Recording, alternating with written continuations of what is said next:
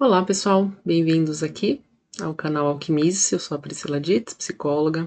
Vamos ampliar um pouquinho esse tema sobre o bloqueio afetivo ou bloqueio emocional, fazendo uma análise psicológica, através da psicologia analítica, de uma forma mais ampla, mais simbólica. Então, por que desejamos amar, ser amados, mas não estamos conseguindo? Uma reclamação constante, a gente ouve muito isso na prática clínica, né? Os pacientes que eu atendo, o que está acontecendo, né? As pessoas estão bloqueadas afetivamente, as pessoas estão cansadas de se relacionar, então tem sido muito recorrente. Então aqui sempre trazemos algumas reflexões, estudos, temas relacionados à psicologia profunda. Então vamos olhar com mais atenção hoje para esse tema que atravessa todos nós em algum momento, uma sensação de cansaço emocional, de bloqueio afetivo, porque tantas vezes sentimos, né, esse desejo de se relacionar, de criar vínculos, mas muitas vezes parece que os muros vão crescendo, esses abismos relacionais vão se ampliando e a entrega não acontece, né? Uma sensação de ter muita reatividade, muita resistência nos relacionamentos e ao mesmo tempo muita intolerância, né? A qualquer gesto, qualquer palavra, qualquer demora na mensagem, já tem esse bloqueio, um bloqueio afetivo, né? Começa a se manifestar. Então, dentro da psicologia analítica, aciona um complexo interno, né? E aí a gente se afeta com aquela situação e você já se bloqueia emocionalmente. Então, falando um pouquinho também da solidão, né, que muitas vezes seria a escolha, né, do bloqueio afetivo ou a consequência de um bloqueio afetivo, muitas vezes a pessoa acaba se isolando, decidindo não se relacionar, né, ficar numa posição mais de solidão ou solitude, né. Então a gente percebe que algumas pesquisas realmente mostram que o impacto da solidão na saúde mental tem uma série de consequências, né, gente? Assim, é importante desenvolver a solitude, tem vários vídeos, né, falando sobre esse tema, mas também é importante refletir quais os impactos, né, que as pesquisas mostram. Então, tem uma pesquisa, por exemplo, da Unicamp, que revelou que a solidão é um fator de risco significativo para o desenvolvimento, por exemplo, da depressão. Então, é importante, né, ir para se você faz uma escolha para esse lugar da solidão, também entender e se analisar nesse momento que você está, se realmente está afetando o seu estado emocional. Tem uma outra pesquisa que mostra, né, que o excesso de isolamento, o excesso de reclusão, também, principalmente na velhice, aumenta em 31% o risco de desenvolver uma demência, porque você perde esse contato, né, essa elaboração cognitiva, do diálogo, da conversa, da interação social. Uma outra pesquisa também vai mostrar que aumenta o risco em 37% de desenvolver um Parkinson, né, o isolamento, a solidão.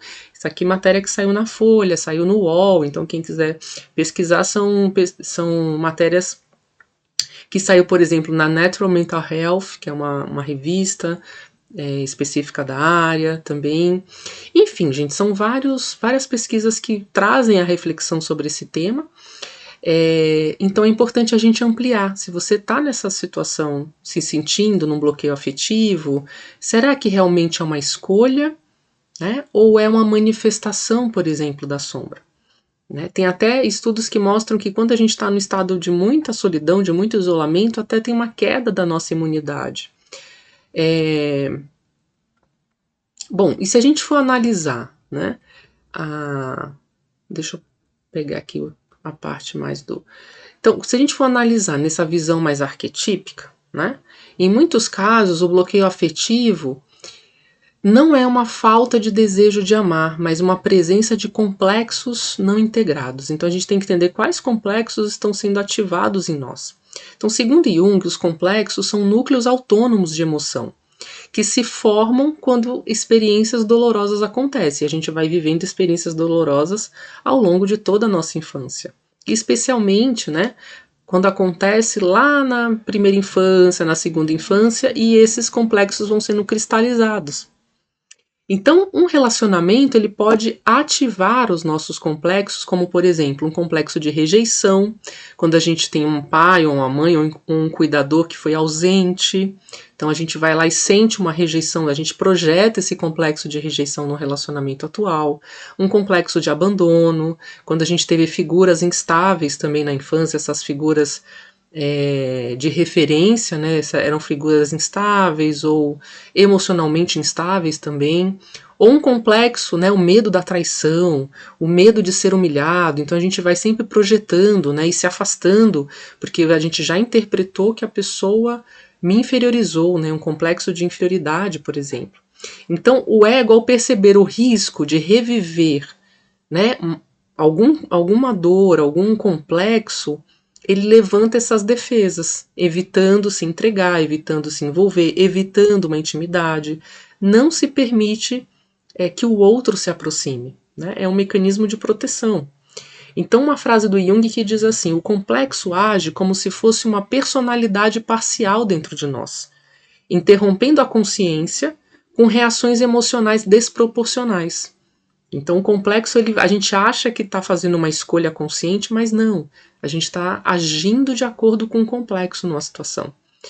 Né? Então, pensando um pouco sobre a sombra, uma reflexão que vem assim, o que eu não quero sentir, o que eu tenho medo de sentir. Então, a sombra, na visão da psicologia analítica, é tudo aquilo que foi reprimido, negado, o que a gente vai excluindo da nossa consciência, que a gente não quer ver. Então, no campo afetivo, essa sombra é carregada de conteúdos que envolvem um afeto, afetos rejeitados, ou tudo aquilo que foi proibido, desejo, raiva, um ciúme, uma dependência emocional, carência, ambivalência afetiva também. Então, o bloqueio afetivo atua como um mecanismo também de proteção, para você não entrar em contato com esses conteúdos mais sombrios da própria psique. Né? Então, o bloqueio ele protege o ego de se sentir frágil. É tipo um medo da vulnerabilidade, um medo da fragilidade, o medo de ser carente, né? Um medo, por exemplo, de voltar a ter ciúmes ou estar num relacionamento que manifesta afetos, né? Que você se afeta e você não quer viver aquilo novamente. Tem uma frase do James Hillman que diz assim: o encontro com o outro é sempre o encontro com uma parte de si mesmo, que não se quer ver. Então, muitas vezes, a gente se isola num bloqueio afetivo porque a gente não quer ter que lidar com aquela, né, quando a pessoa fala, fulano exalta a minha pior, né, o meu pior lado. Então, na verdade, são partes da sua psique, da sua personalidade que não foram bem elaboradas, não foram bem integradas, e você se coloca, né, inconscientemente nesse lugar de isolamento, de não querer ter que se relacionar novamente, justamente para não se deparar de novo com aquele lado seu, de quando você está se relacionando é diferente de quando você está sozinho.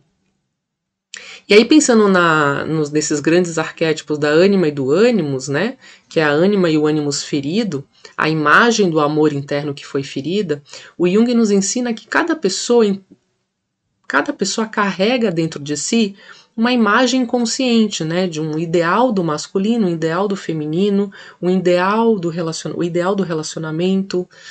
Então, quando há bloqueios afetivos, muitas vezes essas figuras internas, elas estão feridas, elas estão distorcidas por conta de traumas, seja da infância, dos relacionamentos da infância, dos relacionamentos da adolescência. Então a gente vai projetando no outro uma expectativa de salvação, ou uma expectativa de perfeição, ou uma expectativa de completude no relacionamento que é irreal. Mas inconscientemente os complexos levam a gente a projetar. Ao mesmo tempo que a gente também projeta um medo, né? A gente vai projetando a partir dos últimos relacionamentos, você automaticamente projeta, às vezes, o medo de ser traído, o medo de ser invadido, o medo de ser controlado, por exemplo, eu escuto bastante também, porque eu não quero perder a minha liberdade. Mas assim, aí tem que analisar o que é perder a liberdade para essa pessoa, em que momento ele perdeu a liberdade, em que momento ele se permitiu, né, perder a liberdade na relação. E aí tem que trabalhar esse ponto, né? E não é evitando o novo relacionamento ou projetando esse medo no novo relacionamento, senão, né, você não conseguiu integrar esses conteúdos internamente. Então, gente, os arquétipos psíquicos, né, moldam as nossas escolhas inconscientemente. O outro deixa de ser quem é e passa a ser um espelho da nossa história emocional não curada. Então você não está se relacionando olhando para o outro real na sua integridade. Você está olhando a projeção, né, das suas feridas emocionais. Você está projetando. E aí tem uma frase da Marie-Louise von Franz que diz assim: a projeção da ânima ou do ânimos, a ânima é o feminino e o ânimos é o masculino, em relacionamentos pode ser uma das experiências mais encantadoras, mas também uma das mais destrutivas, se não for de maneira consciente. Porque você pode projetar essas feridas e ser altamente destrutivo, né, no relacionamento e até perder uma oportunidade de ter um relacionamento bacana, saudável, com uma pessoa que você tem afinidades, justamente porque você projetou os seus medos, os seus traumas, né, os seus complexos. E aí eu vou trazer agora umas perguntas para reflexão, né, alguns exercícios. Vamos refletir juntos aqui com algumas perguntas que pode abrir espaço, né, para a gente ampliar esse tema em nós. Então, se você tiver um caderno terapêutico, se você quiser levar isso também para sua análise, então, por exemplo, onde a minha alma decidiu parar de confiar? É a primeira pergunta. Em que momento eu me fechei? Do que exatamente eu estou me protegendo ao não amar? Quais experiências foram minha imagem consciente do amor? Quais experiências formaram essa minha imagem, né, essa imagem consciente do relacionamento? Será que são experiências que eu distorci e eu preciso revê-las, né, ressignificá-las dentro de mim? Quais padrões estão se repetindo? O Jung fala muito isso. Quais são as repetições na nossa vida? O que se repete? E qual é a minha parcela, né? Qual a parcela do meu inconsciente que permite que esses padrões se repitam, que eu não estou percebendo? O que eu preciso mudar psiquicamente, na minha atitude, na minha conduta, para que essas repetições não voltem a acontecer, ou eu quebre esse padrão de repetição, por exemplo. Se meu bloqueio afetivo tivesse voz, o que ele diria? É uma outra pergunta. Peraí, deixa eu pensar assim, se eu tô nesse bloqueio, o que ele diz, né? São perguntas legais também para levar para terapia, né, gente? Quais imagens internas do feminino e do masculino moldam as minhas expectativas? Qual é o meu ideal do outro? O que eu idealizo no outro? E será que esse outro é possível? Será que existe um outro que vai preencher todas as nossas expectativas e os nossos ideais? E a gente vê que não, que é uma fantasia, né? Quais são as minhas fantasias em relação ao outro? O que eu temo? Por que eu temo me entregar, né? Qual que é a minha fragilidade? O que eu temo revelar? O que eu temo que o outro não veja? Então, vamos fazer uma respiração longa, né? Quem quiser fazer esse exercício, pega uma frase que mais chamou atenção e leve essas perguntas, né, para a reflexão interior, né, para a reflexão da alma. E aí é refletindo que o movimento, a psicodinâmica acontece, né? Então, o bloqueio afetivo, gente, não é uma fraqueza. Muitas vezes é uma memória emocional guardada, né, na nossa psique, no nosso corpo, na nossa alma. E na linguagem simbólica, ele está agindo como um guardião, né? Ele está te protegendo. O bloqueio afetivo está sendo um protetor. Não está ali para punir, né, para colocar a gente, não é um vilão dentro da gente, mas para proteger dos possíveis, né? A gente cria esse mecanismo de proteção para proteger a gente de possíveis sofrimentos que a gente acha que vai acontecer. Só que é uma fantasia. Então, na psicologia junguiana, amar é um ato de coragem, né? De integrar a sombra, reconhecer os nossos complexos, entrar em contato com conteúdos que a gente não quer quando a gente está se relacionando, e aí reconstruir as próprias histórias. A gente só vai reconstruir histórias do passado quando a gente viver novas histórias. Né? Então, se você gostou desse vídeo, se trouxe reflexões interessantes, compartilhe com alguém, né, que precisa talvez refletir sobre o seu momento, sobre o seu bloqueio emocional. de uma forma mais profunda, né? Falar um pouco mais sobre essas dores internas, aprofundar o entendimento, né? Sobre as suas dores, sobre os seus processos psíquicos.